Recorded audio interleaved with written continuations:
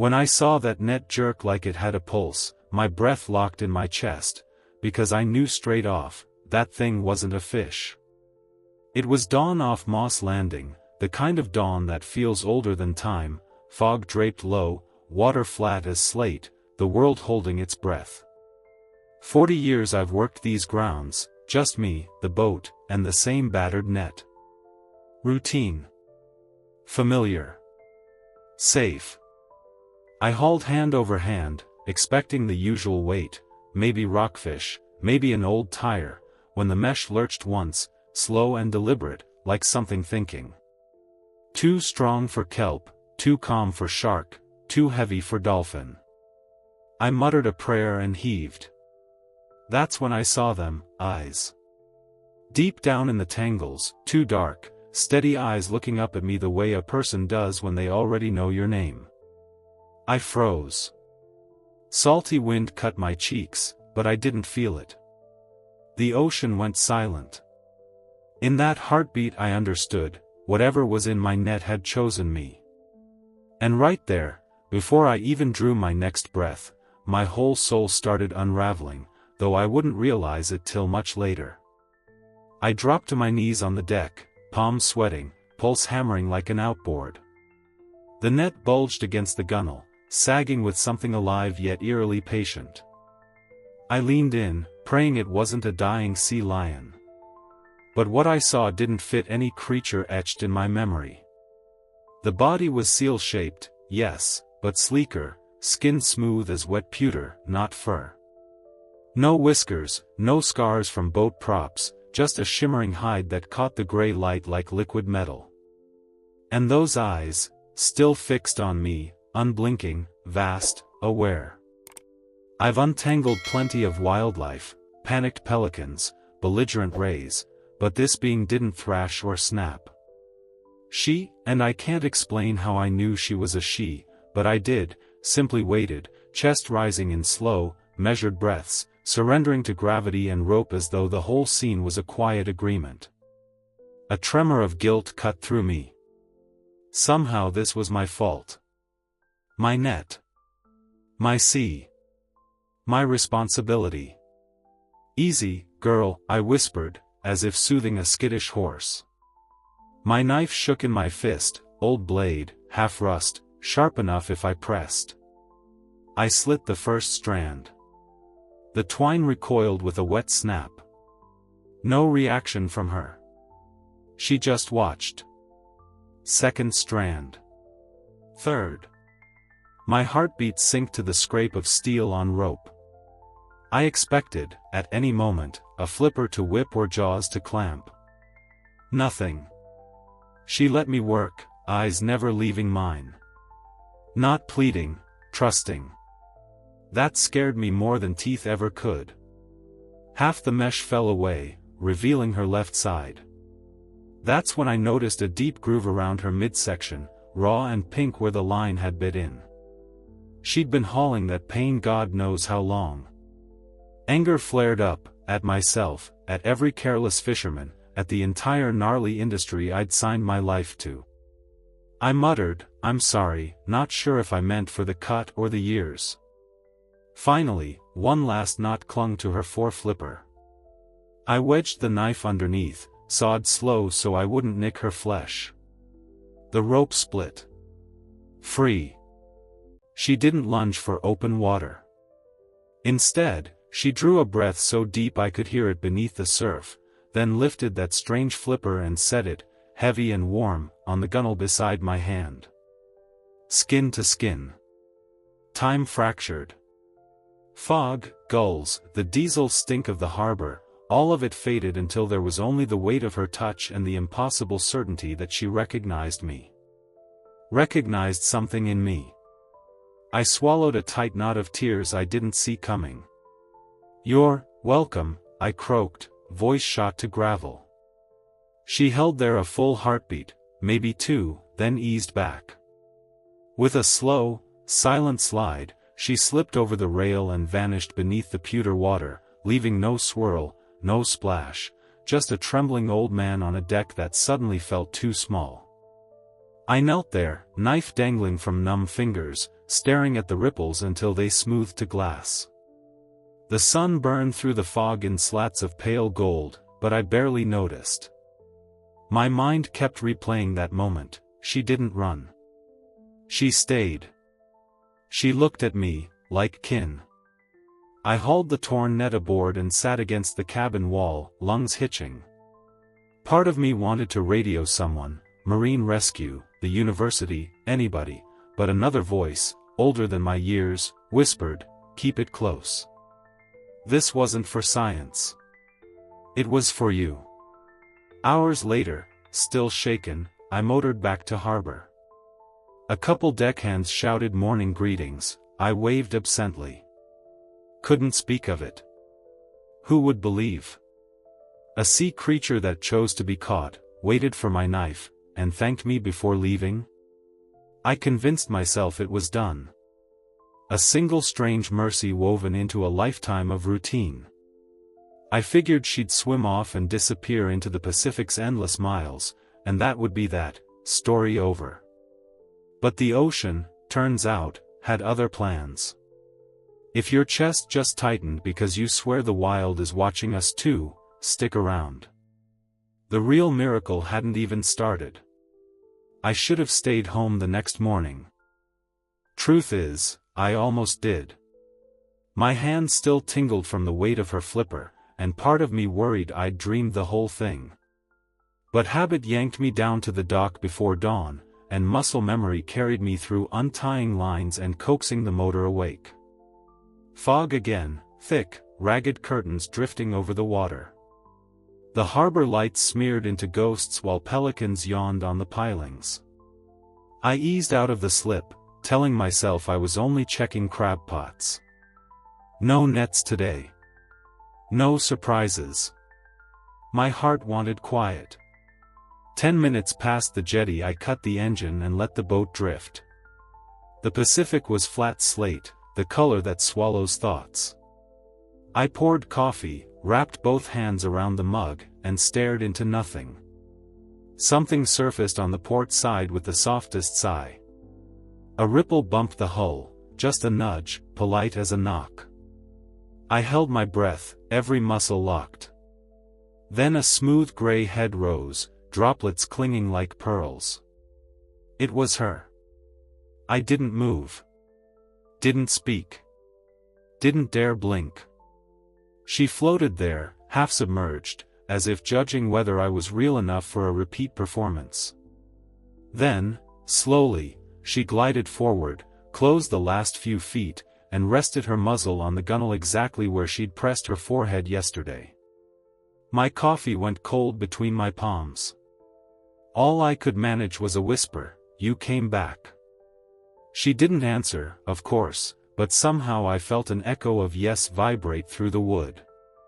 Her eyes were clearer this morning, almost shining in the weak light.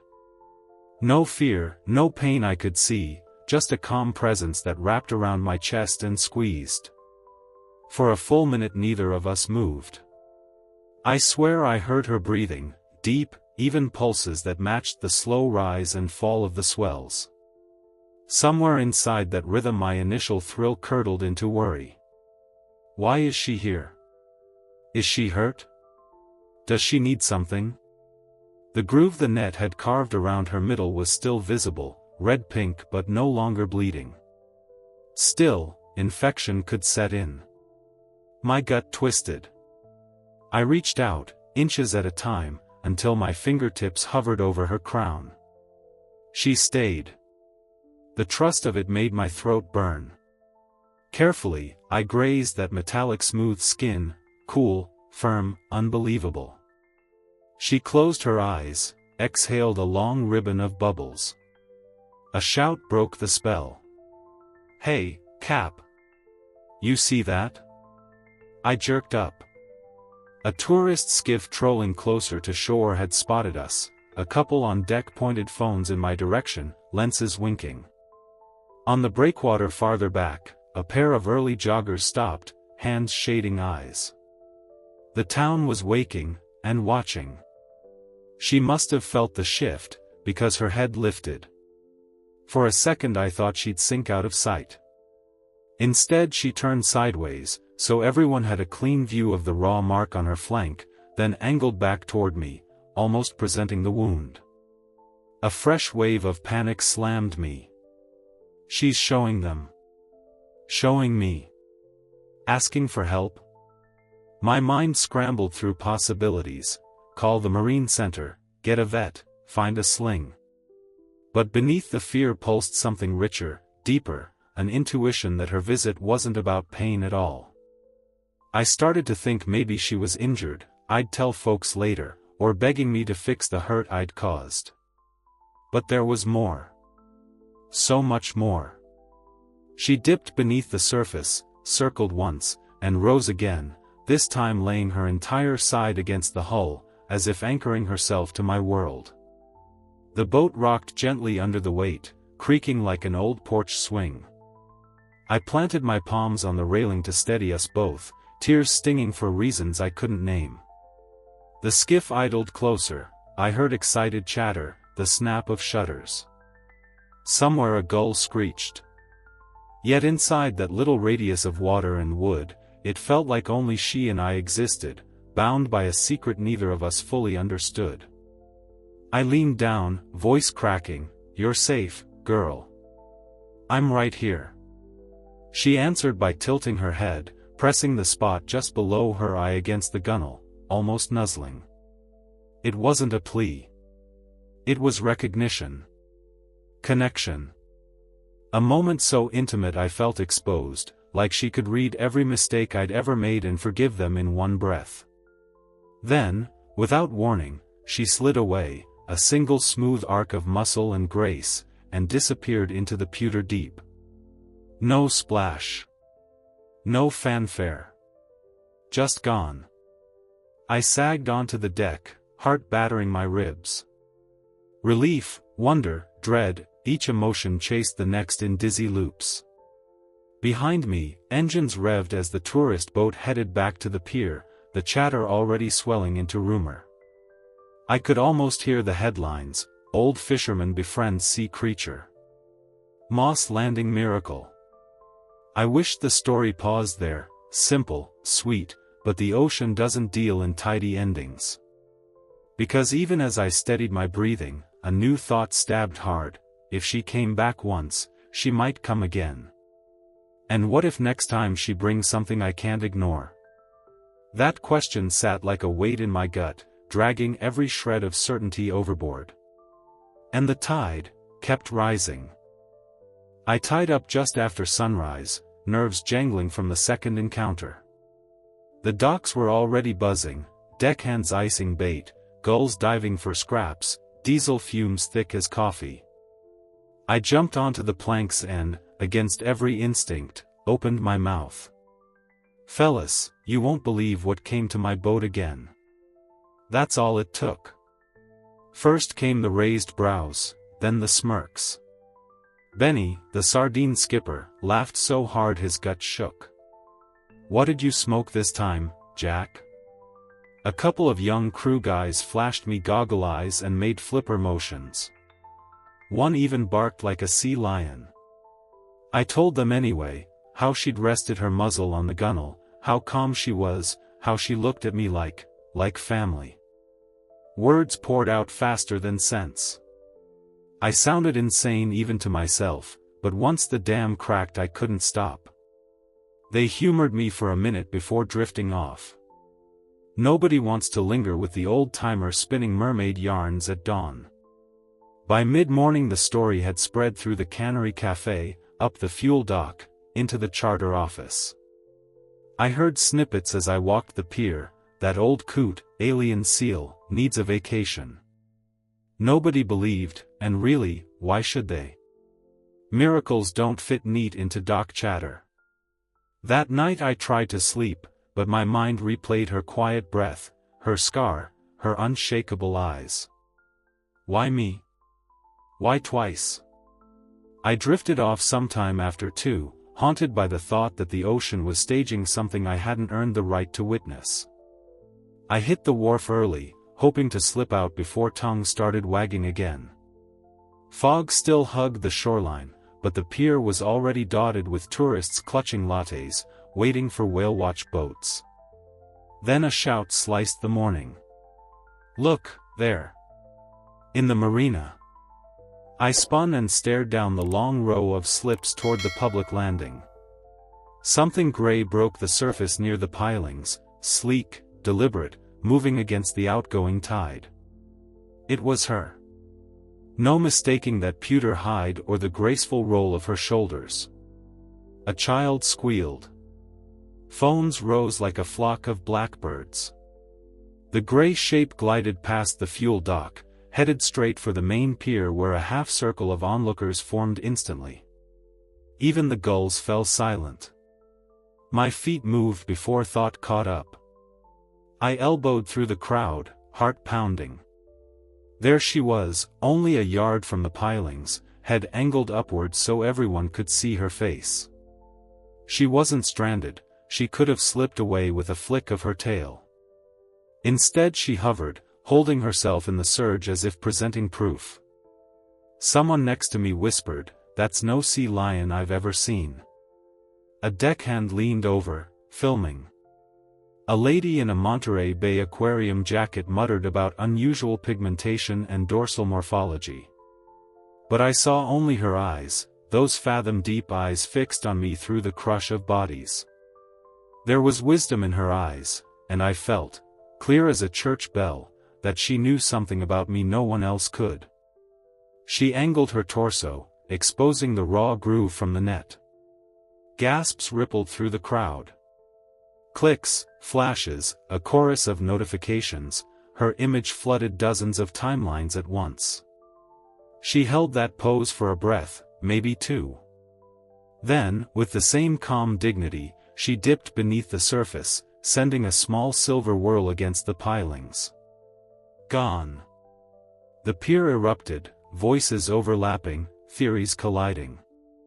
A grizzled charter captain swore it was a seal hybrid. A college kid insisted on a cryptid TikTok.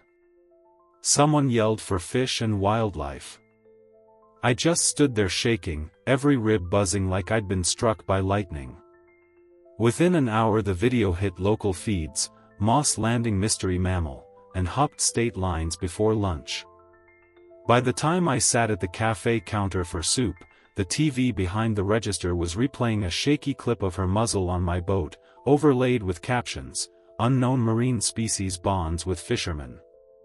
I slurped chowder I couldn't taste and listened to strangers argue about me 10 feet away. "He's making it up," a tourist said. "That animal's trained," another claimed. Benny swaggered in, saw the broadcast, and froze mid-step. His eyes flicked to mine, half disbelief, half apology. For a second the vindication felt sweet. Then it curdled. Because if the whole world started poking, prodding, sending drones and research vessels, what would become of her? I pictured tranquilizer darts, biopsy hooks, bright lights piercing the quiet places she called home. I thought, well, maybe she's just an animal after all. Nature's odd, shows up, disappears. Story over. But no. Something deeper rumbled beneath the surface of today's spectacle, like distant thunder rolling in over flat water. I left the bowl half-finished, stepped outside, and stared at the harbor mouth where fog was burning off. Somewhere beyond that breakwater she waited, or watched, or planned her next impossible move. And I could feel the tide inside me turning, dragging every certainty out to sea. The rumors, the cameras, the skeptics, none of it mattered anymore. Because she was coming back. I knew it the way I knew tide charts and the taste of salt on fog. And whatever she brought next, was going to change more than just a fisherman's reputation. 3 days passed before I dared take the boat out again. Reporters still milled on the pier, drones buzzed like gnats over the bay. I slipped away in the pre-dawn dark, cut the engine beyond the breakwater, and let the quiet swallow me. The ocean was glass, no wind, no swell, only the hush of my own heartbeat. I dropped anchor and waited, not sure for what. A gull screeched somewhere behind the fog curtain. Otherwise, nothing.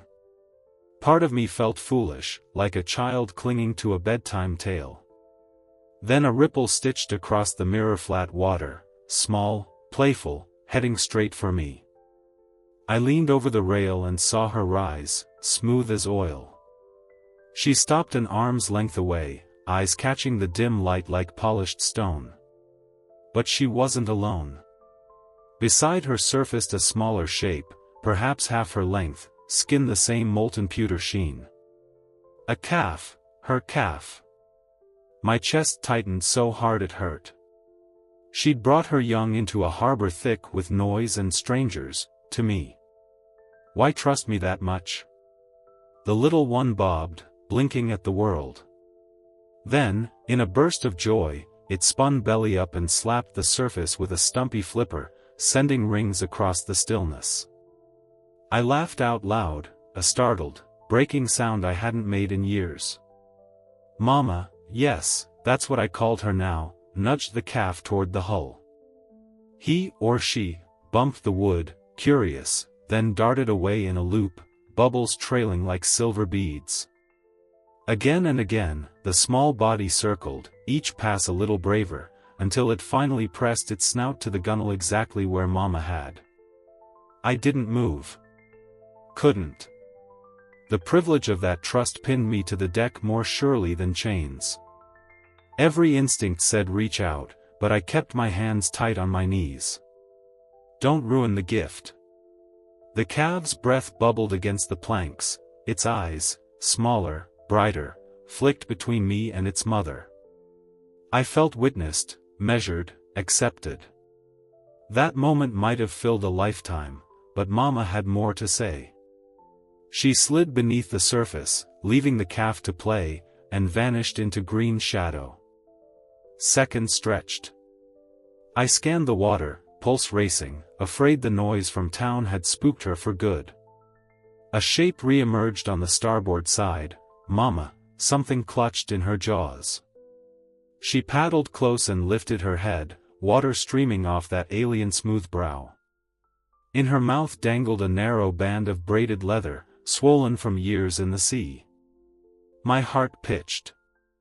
No. Couldn't be. She craned her neck and let the object drop onto the deck with a soft slap. I stared as salt water bled from the weave. A tarnished silver clasp, shaped like a crescent. I knew that clasp. I'd fastened it around my daughter Rosie's wrist on her 16th birthday, 30 years ago, the summer she lost it overboard while helping me haul lines. We searched an hour, then gave up to the tide. Rosie's bracelet, I whispered, voice shredded. My vision blurred. I picked it up, softer now, faded, but unmistakable. How deep had it sunk? How far had it drifted? And she found it? I looked into Mama's eyes, and a jolt ran through me, an understanding beyond words. This is yours. I kept it safe. Tears spilled hot down my cheeks. Decades of tide and grief and silence washed through that tiny loop of leather. I pressed the bracelet to my chest and shook with quiet sobs. The calf chirped, a sharp, bright sound, then bumped my boot as if asking what was wrong. Nothing's wrong, I managed, wiping my face. Nothing at all. Mama watched, still and patient, until my breathing steadied. Then she dipped her head once, a gesture that felt like a bow, and nudged the calf away from the hull. Together they began a slow dance around the boat, circling, weaving, the calf darting in playful spurts, Mama keeping pace beside him. It felt less like random movement and more like a presentation. See, this is my world. I'm showing you because you're part of it now. Sunlight cracked the fog, scattering rose-gold shards across the water. In that glow mother and child shimmered like living mercury. I lost all sense of age, name, duty, only awe remained, raw and consuming. They made one final loop, then glided off toward open sea.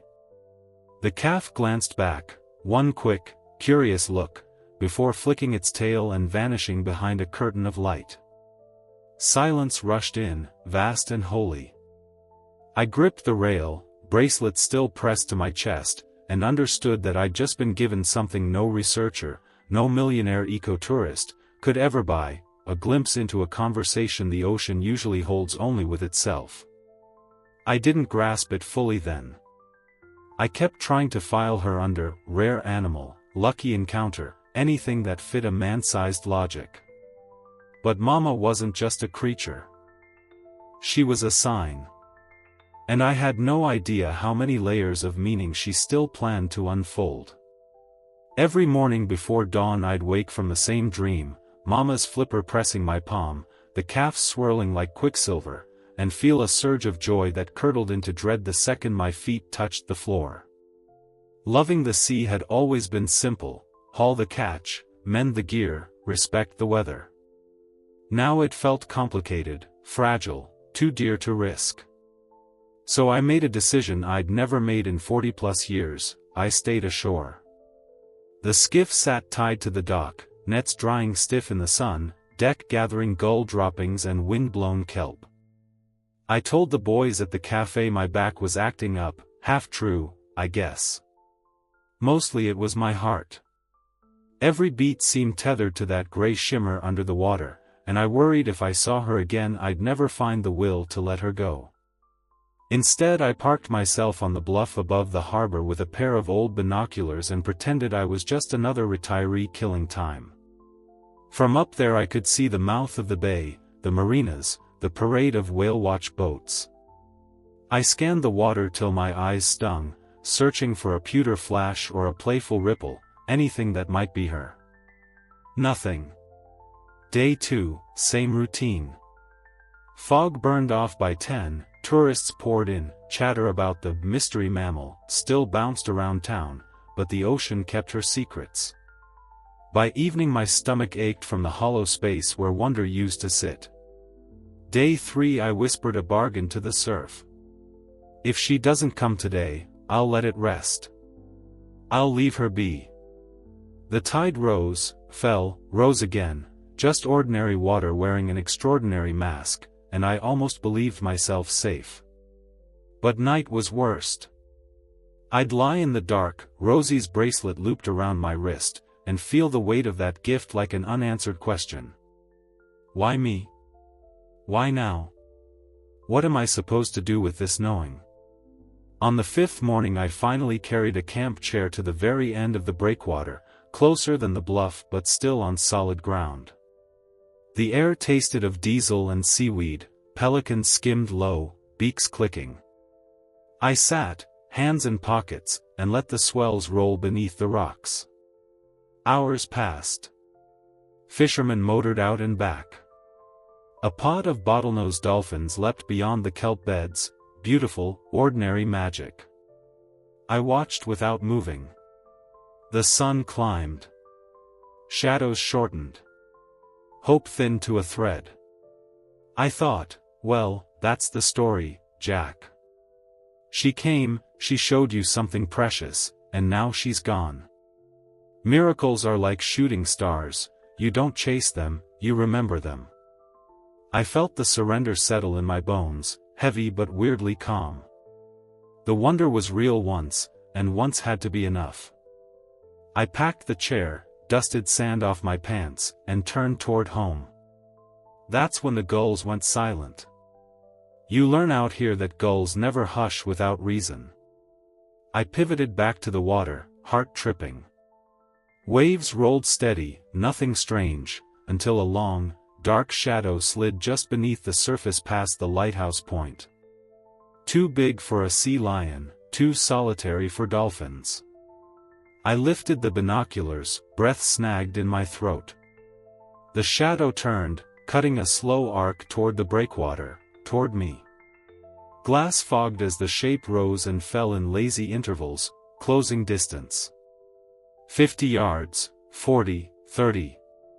But when the water broke, it wasn't Mama's sleek silver head. It was a humpback's tail, black and barnacled, slapping the surface before the whale dove, leaving only turbulence behind.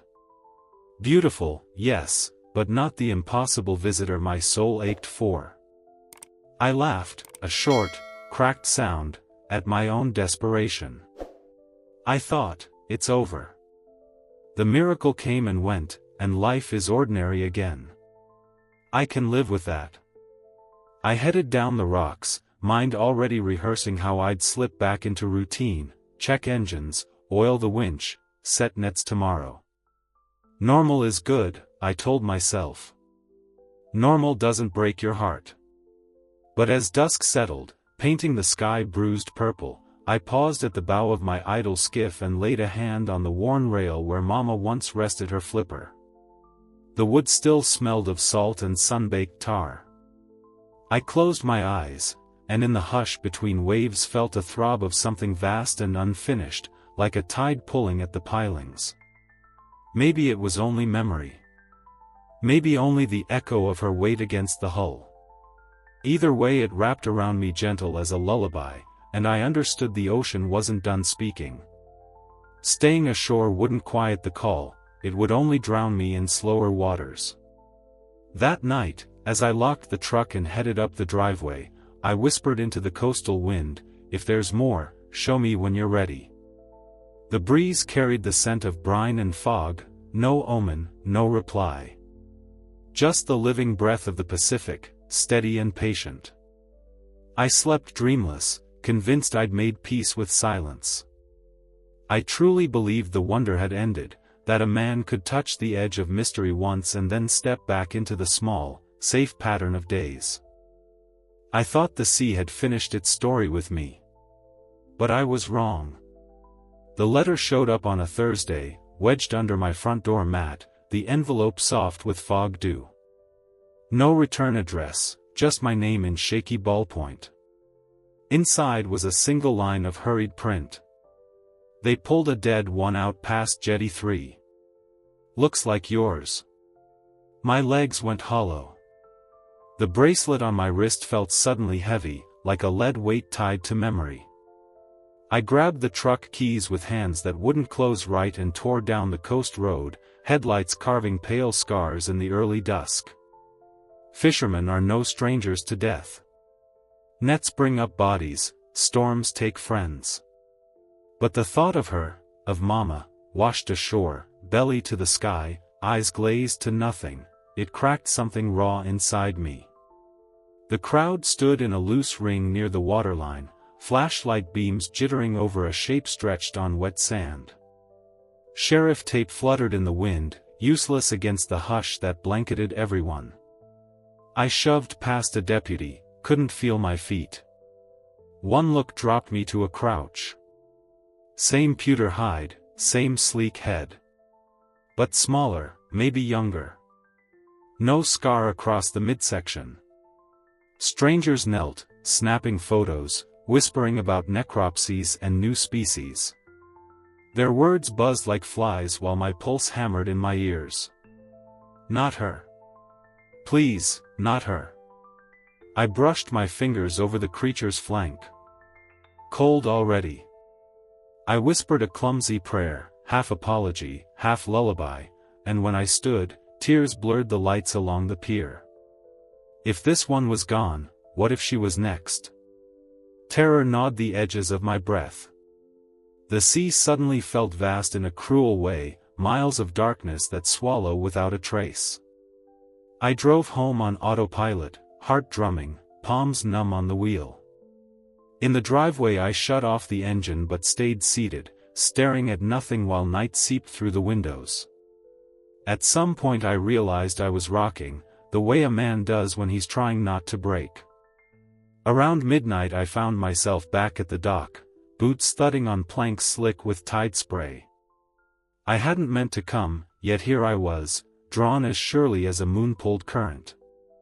The harbor slept, masts ticking, halyards clinking, sodium lamps buzzing like tired fireflies. I stepped onto the skiff, decks faintly glowing under the dock lights. For a long minute I just stood there, the bracelet cool against my wrist, the memory of that cold body on the beach wedged behind my ribs like broken glass. A ripple tapped the hull. Once. Twice. I held my breath. Nothing. Probably a stray swell. I sagged onto a coil of rope, head in hands, letting grief roll through me. Then the boat listed, gentle but definite, as though nudged by a steady shoulder. I froze. Another nudge, softer, followed by the hush of water parted by something large and deliberate. I lifted my eyes, and there she was. Mama rose beside the gunwale, silver hide glowing under the dock light, water streaming off her brow. Alive. Whole. Her breath puffed in quiet clouds, and those fathom-deep eyes locked on mine. Strength drained from my knees. I slid to the deck boards, barely catching myself on trembling palms. My body folded, forehead pressed to the wood, heart pounding like a drum of pure relief. When I finally looked up, she was still there, waiting. She knew I'd come. She waited. And in her eyes was, "I'm right here." I reached out, hand shaking. She leaned closer until our shadows touched, and in that hush I felt sorrow bleed into awe. The dead calf on the sand, the cameras, the tapes, they were real, but they weren't the whole story. Life and loss ride the same tide. Tonight, life was the one that surfaced. Mama slid a fraction closer and exhaled, warm mist brushing my face. In the faint light I saw her flank, no fresh wounds, no infection. She was healthy, strong. My tears came hot and helpless, carving salt tracks down weathered cheeks. "I thought I lost you," I whispered. The words cracked apart. "I'm so damn sorry." She answered without sound, a slow blink, a steady gaze, a presence that filled the boat with something bigger than language. The harbor, the town, the whole restless world shrank to that one small arc of water between us. Minutes passed, or hours, I couldn't tell. Finally she dipped her head, brushed the hull with her muzzle as if sealing a promise, and slipped beneath the dark, leaving a soft eddy that rocked the skiff like a cradle. I stayed kneeling long after the ripples smoothed, lungs hitching, heart finally easing from panic to humbled wonder. The sea around me felt different, sadder, yes, for the young one lost, but also fiercely alive, determined to keep singing. I understood then that the story wasn't about whether she would return, it was about what I would do with the days she gave me. The ocean had handed me a truth heavy as the deep itself: every meeting is a gift, and every gift carries a cost. As dawn's first gray thread unstitched the night, I tied off the skiff and headed up the pier, legs shaky but eyes clear. The bracelet glinted against my pulse, a reminder and a vow. There was more ahead. Mama had shown me that. And when the sea called next, I'd be ready, not just to witness, but to carry her story wherever it needed to go. The morning she chose for goodbye came with nothing special to hint at it, no blood-red sunrise, no strange pull in the tide. I just woke before dawn, slipped into my boots, and felt a quiet tug behind the ribs that said, "Get on the water." No cameras followed anymore, the news cycle had moved on to fresher storms. The skiff and I pushed past the breakwater alone. Fog hung low, muffling the world to a circle of pewter sea and the faint glow of Moss Landing's lights behind me. I killed the motor and let the boat drift. The silence felt thick enough to cup in both hands. 10 heartbeats later, a shadow rolled beside the bow, slow, certain. Mama surfaced, exhaling a plume that curled like smoke in the cool air. My chest tightened, but not with surprise, something deeper had already known she'd be here. "Morning, girl," I whispered. She circled once, twice, the water dimpling under her weight. Each pass brushed the hull, a muted thump like a heartbeat under wood. Then she slipped under the starboard side and rose on port, carving a slow figure 8 around the skiff. A dance, almost. Farewell steps written in saltwater. Sunlight pushed through the fog in thin spears, turning her skin to molten silver. She paused broadside, I just above the surface, and I knelt so our gazes leveled. I saw no pain there, no question, only calm, immense and unshakable. My reflection trembled in that dark well, small and mortal. The calf's absence hit me like a cold wave. I wondered if she searched for the little one, if she mourned. But her breath stayed steady, her movements deliberate, as though accepting the ledger the ocean keeps for every living thing. She dove, then resurfaced an arm's reach away with a swirl that lapped the gunwale. For a breath I thought she might press her flipper to my hand again. Instead she drifted back, giving me the whole of her, tip to tail, as if saying remember me like this, alive, unbroken, free. I wanted words big enough to honor the moment, some eloquent vow that I'd carry her story faithfully. All I managed was a ragged, thank you. It felt smaller than a pebble dropped into the trench, but it was all the truth I had. A breeze stirred, shifting the fog. She turned toward open water. My pulse kicked, don't go yet. But I kept still. This was her script, not mine. One last time she cut a wide arc around the boat, wake rocking the skiff in a gentle cradle. Near the stern she rose higher, half her body clear of the water, and loosed a single, low chirr that vibrated through the deck into my bones. Then she slipped beneath the surface with a slow, deliberate roll, tail sliding after like the closing line of a signature. I stayed frozen, eyes fixed on the widening rings until they blurred with the tremor of tears. Minutes passed, maybe more. The horizon brightened, gulls began their morning quarrel. But the water where she'd vanished smoothed to mirror glass, no shadow, no ripple, nothing of her except the echo warming my chest. I waited another hour, scanning every flash of kelp and cresting seal head, willing her to appear again. She didn't. At last I started the engine and pointed the bow toward harbor, the bracelet on my wrist tapping the helm with each small shiver of the boat. Halfway in, the sun burned the last veil of fog off the bay. The sea beneath turned clear jade, and for a breath I imagined I saw her below, pacing me in the deep. But it was only light bending, nature's quiet reminder that some mysteries stay under the skin of the world where hands can't reach.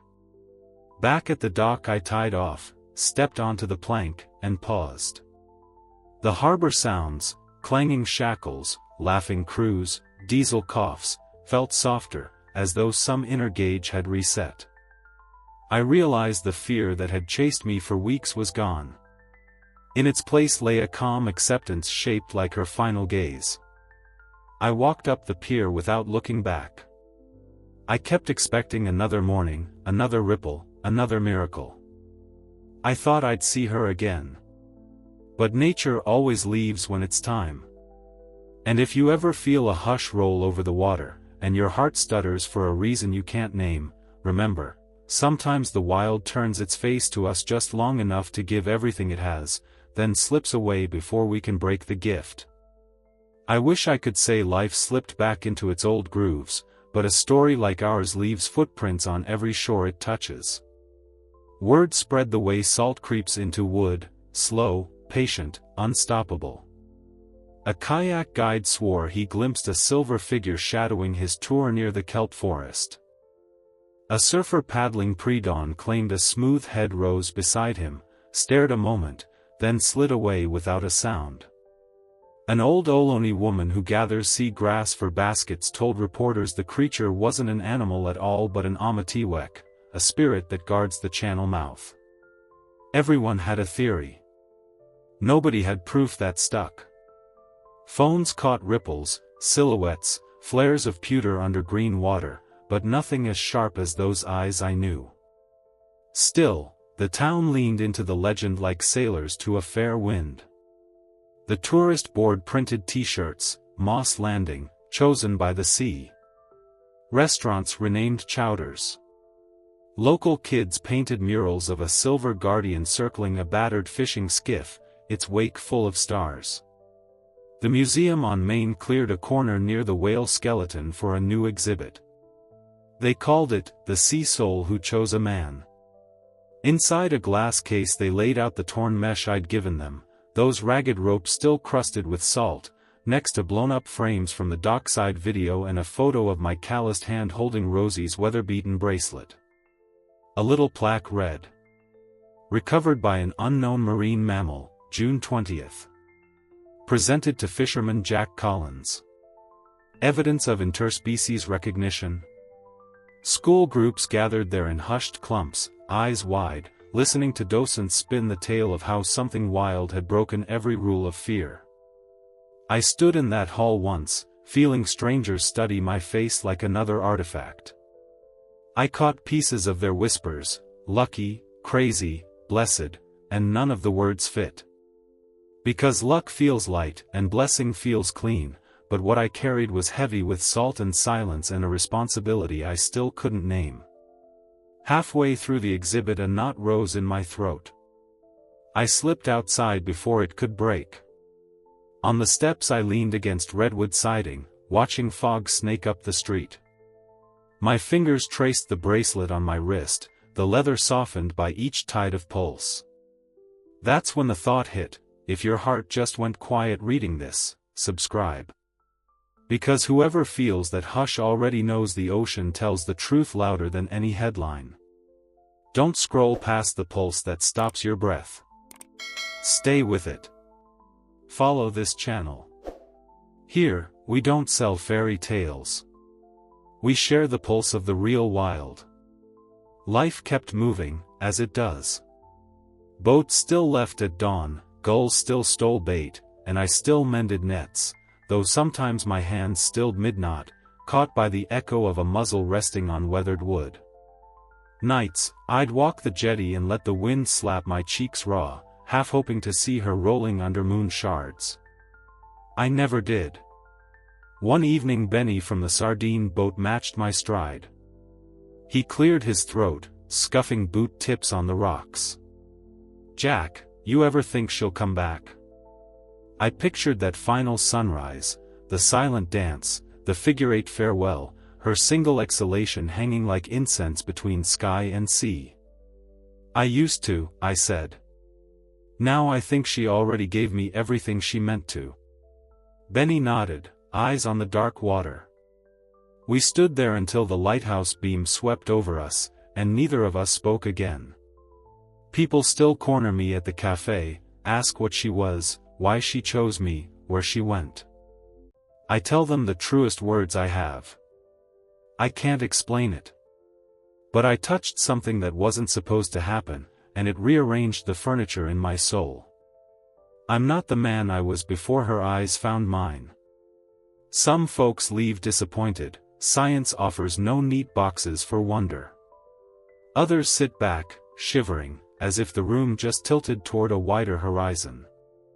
I've learned to live with the unanswered. The bracelet stays on my wrist, the groove of its clasp is a compass needle that points inward, reminding me to keep that space open where the impossible once breathed. Because here's the quiet thunder at the core of it all. This could not have happened. But I saw it. I felt it. And if destiny ever sets a gaze on you that drills straight through skin to the soft gears of your heart, you'll understand.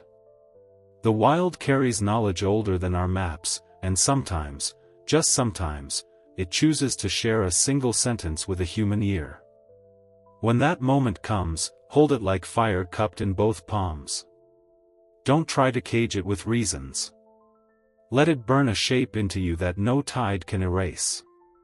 If the pulse in your chest is hammering right now, if your throat's tight because a part of you recognizes what I'm saying, then write it in the open where the algorithms can't drown us.